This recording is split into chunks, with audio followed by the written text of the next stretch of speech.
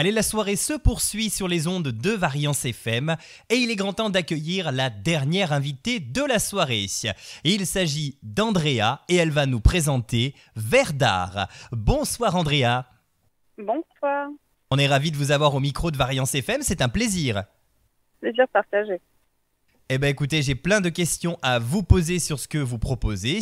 Vous faites donc de la verrerie d'art. Du coup, j'ai plein de questions pour vous. Mais pour commencer, quel est votre parcours et qu'est-ce qui vous a donné envie de travailler le verre ? Alors mon parcours, c'était en 4e année de collège où j'ai eu la chance de rencontrer un verrier qui m'a donc montré différentes techniques et c'est là d'où vient ma passion pour ce verre. Moi, je n'ai pas pu faire d'études dans la verrerie. Mais je suis revenue dessus il y a plus de 18 ans, où j'ai pu dompter la matière, pouvoir la travailler grâce à un chalumeau. D'accord. Et alors, quel type de création en verre fabriquez-vous ?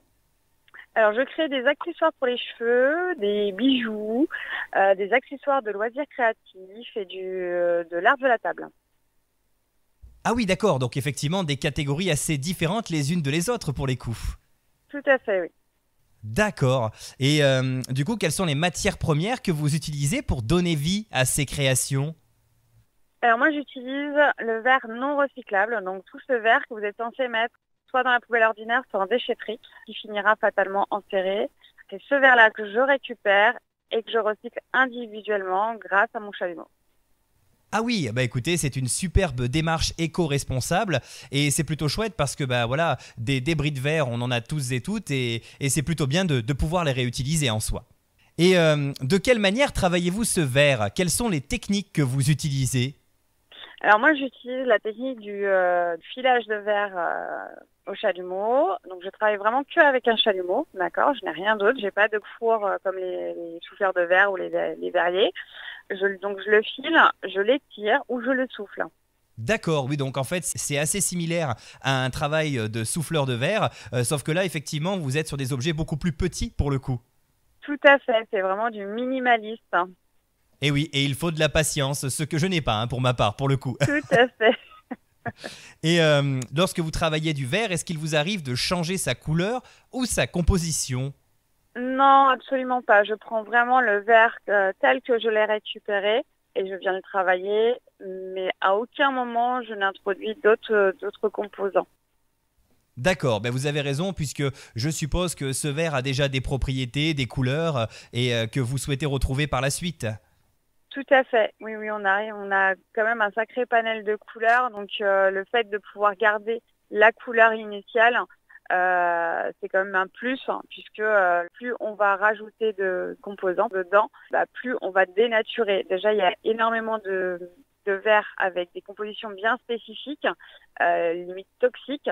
Donc si moi je devais en plus rajouter pour me changer la couleur, fatalement, mon combat ne serait plus du tout le même, puisque dans ces cas-là, l'engagement ne serait pas dans l'écologie, mais plus dans juste le recyclage de la matière.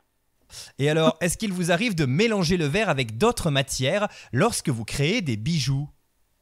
Alors oui, il m'arrive de incorporer à l'intérieur du verre soit de l'argent, soit de l'or. Je travaille énormément avec de l'inox et du bicarbonate. Avec du bicarbonate, ah oui d'accord. Et alors juste sans rentrer dans le détail, qu'est-ce que ça permet de faire le bicarbonate ? Ça donne un effet un peu spécial au bijou du coup ? En fait, ça permet de créer des petites bulles à l'intérieur du verre, comme si on avait emprisonné de l'air à l'intérieur.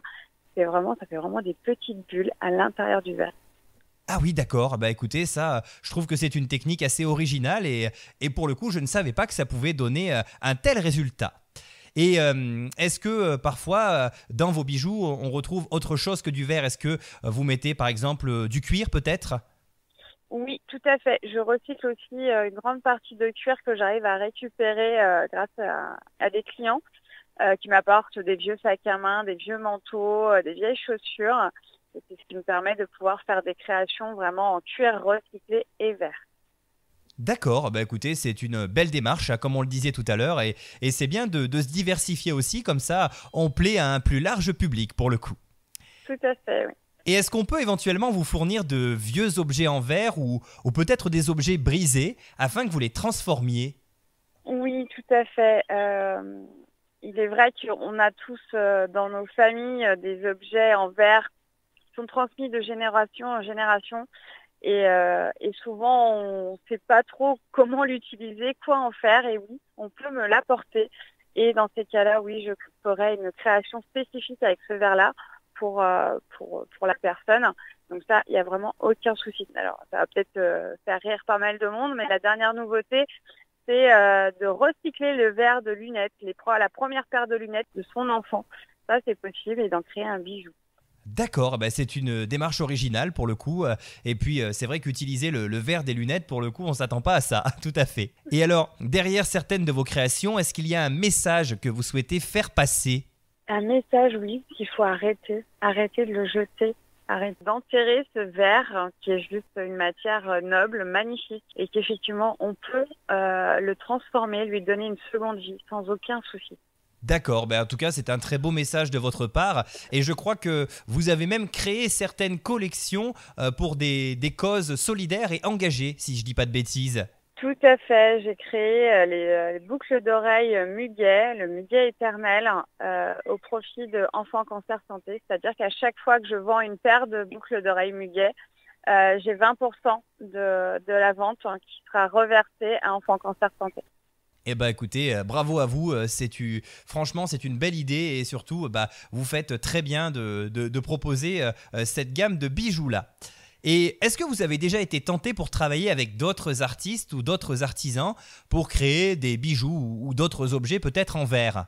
Tout à fait. Là, je suis en création d'une collection en bois et verre avec un autre créateur de la région aussi. Donc voilà, donc on est en train de travailler dessus, voir comment on peut faire pour intégrer effectivement du verre, donc ce fameux verre recyclé, non recyclable, et du bois qui lui aussi est recyclé. C'est pas du bois acheté, c'est vraiment du bois recyclé. D'accord. Et alors, quels sont les objets les plus originaux que vous ayez pu créer avec du verre recyclé ? C'était une boîte pour les dents de lait. Une petite boîte en verre, en forme de petite fiole, où la maman elle a pu mettre les dents de lait de son enfant qu'elle portait autour du cou. Ah oui, d'accord. Ah bah ça c'est chouette. Oui, ça fait un petit souvenir vraiment en plus personnalisé et pour le coup en verre, ça doit donner un charme tout particulier. Tout à fait, oui. Alors maintenant, je vous propose de parler un petit peu de l'entretien de vos objets en verre. Alors, comment doit-on les entretenir ? Je pense notamment aux bijoux qui sont forcément un petit peu fragiles. Alors, qu'est-ce qu'on peut faire pour essayer de les garder le plus longtemps possible ? Vous avez juste à les nettoyer avec un petit chiffon humide et ça suffit amplement. Pas besoin de quoi que ce soit d'autre.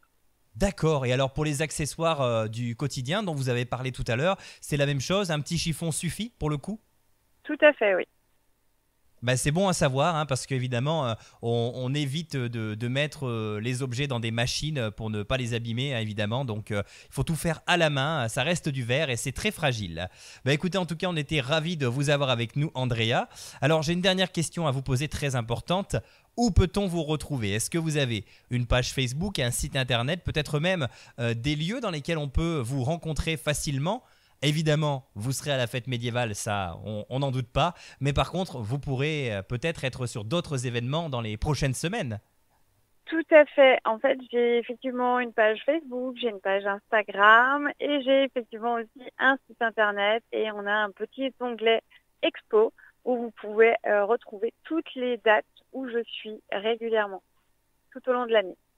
D'accord. Et est-ce que vous avez des projets peut-être pour les semaines ou les mois à venir, des choses que vous souhaitez développer et que vous n'avez pas encore mises en place, mais qui vont arriver peut-être bientôt ? Alors les prochains mois, oui, je vais créer donc toute une collection, donc dans les bijoux solidaires. Et voilà, je peux pas en dire plus. D'accord, ce sera la surprise. En tout cas, nous, on sera ravis de découvrir tout ça à travers vos réseaux. On va rappeler tout simplement votre nom, c'est Verre d'Art, tout simplement. Facile à trouver.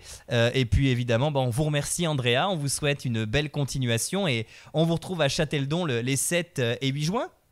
Avec grand plaisir. Et il y aura un petit peu de tout du coup sur votre stand peut-être. Tout à fait, et il y aura de la démonstration comme toujours. Ah ça c'est chouette, on pourra voir un petit peu comment vous travaillez et en savoir plus sur tout simplement sur votre métier, voilà. Tout à fait, oui. Et merci à vous en tout cas, on vous souhaite une agréable soirée et on vous dit à bientôt. Merci à vous aussi, à bientôt.